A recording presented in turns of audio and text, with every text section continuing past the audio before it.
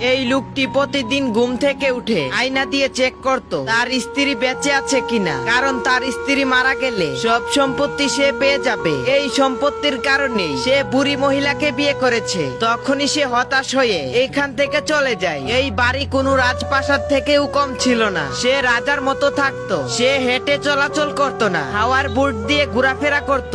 এই বুট তার কাছে অনেকগুলো ছিল, এক এক দিন এক একটা ব্যবহার করত। চা খাওয়ার সময় পড়ে গেলে সেটা তোলার জন্য মানুষ ছিল। গোসল করার সময় একজন আইপ্যাড ধরে রাখে। চোখে রোদ লাগলে পুরো সিট ঘুরিয়ে দিত।